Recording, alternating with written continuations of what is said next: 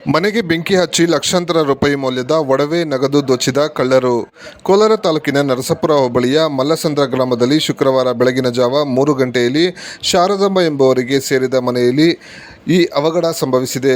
Boundary ಗೇಟ್ನಲ್ಲಿ tea ಅಂಗಡಿ ಇಟ್ಟು ಜೀವನ ನಡೆಸುತ್ತಿದ್ದ ಶಾರದಮ್ಮನ ಮನೆಗೆ ತಡರಾತ್ರಿ ಮನೆಗೆ ನುಗ್ಗಿದ ಕಳ್ಳರು ಲಾಕರ್ ಮುರಿದು ಹಣ ಒಡವೆ ಕಳ್ಳತನ ಮಾಡಿದ್ದಾರೆ. ಯಾರಿಗೂ ಅನುಮಾನ ಬಾರದಂತೆ ಮನೆಗೆ ಬೆಂಕಿ ಹಚ್ಚಿದ್ದಾರೆಂದು ಶಾರದಮ್ಮ ಆರೋಪ ಮಾಡಿದ್ದಾರೆ.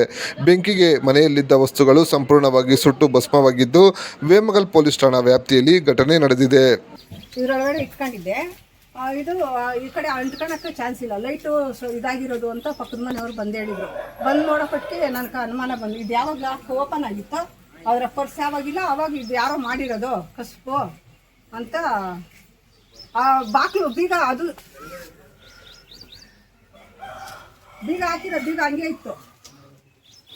ಬೀಗ ಇಕ್ಕಿರಿಲ್ಲ ನೀನಲ್ಲಿ ಮನೆ ಬೀಗ ಗಾಡಿದಾಗದೆ ಮನೆ ಬೀಗ ಸಿಕ್ಕಿಲ್ಲ. ಅವನ ಅಪ್ಪ ಒಂದು ದಿನ ಹೇಳಿದ್ ನಾನು ಅದ್ರಾಗ ಎಲೆಕ್ಟ್ರಿಕ್ದಾಗ ಇಟ್ಟೆ ಅಂತ. ಅದನ್ನ ನಾನು ಅದ್ರಾಗ ಹುಡುಕಿ ಬೀಗ ತೆಗೆದೆ. ನಾನು ಬಂದು ಬೀಗ ತೆಗೆದಿದ್ದೆ. ಬೀಗ ಹಾಕಿದ್ದೆ ಈ ಕಡೆಯಿಂದ ಕಟ್ಕೊಂಡು ನಿಂತವ್ರೆ ಮುಗ್ದು ಕೆಲಸ ಮಾಡಿ ಆಮೇಲೆ ಬೆಂಕಿ ಇಟ್ಟಿರೋದು. ಅಂಟ್ಕೊಂಡಿದ್ದ ಥರ ಇರಲಿ ಅಂತ ಬೀಗ ಹಾಕಿರೋ ನೋಡಿ. ಬೀಗ ಇವಾಗ ನಾನು ಬಂದು ಬೀಗ ತೆಗೆದಿದ್ದು ಬೀಗ ಹಾಕಿದ್ದು ನಾನು ಯಾವಾಗ ಲಾಕ್ ಓಪನ್ ಆಗಿತ್ತಲ್ಲ, ಇದು ಸಾಮಾನ್ಯವಾಗಿ ಅದು ಲಾಕ್ ಓಪನ್ ಆಗಲ್ಲಪ್ಪ. ಬೀಗ ನನ್ನ ಹತ್ರನೇ ಐತೆ ಕತ್ತಾಗ. ಇವಾಗ ನಮ್ಮ ಕಲಿಸಿ ಕಸ್ಕೊಂಡಿದ್ದೆ ಸ್ಕೂಲ್ಗೆ ಅವಾಗ ಖುಷಿದ್ರು ಅವನು. 1 ವರ್ಷ ಇನ್ನೂ 1 ವರ್ಷದಿಂದ ಅಲ್ಲಿದ್ರಾಗೆ ಐತೆ. ನಮ್ಮ ಮಗು ಏನೇನು ನಾನು ಹಾಕೊಂಡ್ಬಿಡ್ತಾ ಇದ್ನಿ. ಅಮ್ಮ ಅಲ್ಲಿ ಕುಟ್ಬಾ ತಂದು ಮಾಡ್ಕೊಳೋದು ಹಾಕೋಬೇಡ ಅವಲ್ಲ ಯಾಕೆ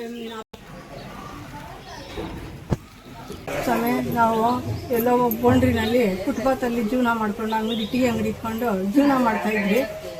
ಯಾರೋ ಬಂದು ನೈಟ್ ಬಂದು ಯಾರೋ ಕಳ್ತನ ಮಾಡ್ಕೊಂಡು ಹೋಗಿ ಬೆಂಕಿ ಇಟ್ಬಿಟ್ಟಿದ್ದಾರೆ ನಮ್ಮ ಮನೆಗೆ. ಇದು 2ನೇ ಬಾರಿ ಮಾಡಿರೋದು. ಫಸ್ಟ್ ಒಂದು ಬಾರಿ ಈ ಥರನೇ ಯಾರೋ ಬೆಂಕಿ ಇಕ್ಕಿದ್ರು. ಅವಾಗೂ ನಮ್ಮದೆಲ್ಲ ದುಡ್ಡು ಕಾಸೆಲ್ಲ ಹೋಯ್ತು. ಅವಾಗೂ ಎಲ್ಲ ಕಂಪ್ಲೇಂಟ್ ಮಾಡಿ ಎಲ್ಲ ಒದ್ಲಾಡಿ ಎಲ್ಲ ತಾಲೂಕು ಆಫೀಸ್ ಗಂಟ ಓಡಾಡಿ ಯಾರೂ ಪರಿಹಾರ ಕೊಡಿಲ್ಲ ಸ್ವಾಮಿ. ನಮ್ಗೆ ಆಸ್ತಿ ಇಲ್ಲ ಪಾಸ್ತಿ ಇಲ್ಲ ಏನೂ ಇಲ್ಲ, ಜೀವನ ಮಾಡ್ತಾಯಿದ್ರಿ. ಇವತ್ತು ರಾತ್ರಿ ಬಂದು ಒಂದು ತಾಳಿ, ಕಾಲು ಚೈನು, ಸ್ವಲ್ಪ ಕಾಲುಂಗ್ರ, ಸ್ವಲ್ಪ ಕಾಸು ಎಲ್ಲ ಅದರಲ್ಲಿ ಇಟ್ಟಿದ್ದೆ. ಎಲ್ಲ ಎತ್ಕೊಂಡು ಹೋಗ್ಬಿಟ್ಟಿದ್ದಾರೆ ಸ್ವಾಮಿ. ಇದಕ್ಕೆ ಪರಿಹಾರ ಕೊಡಿ ಸ್ವಾಮಿ ನಮಗೆ.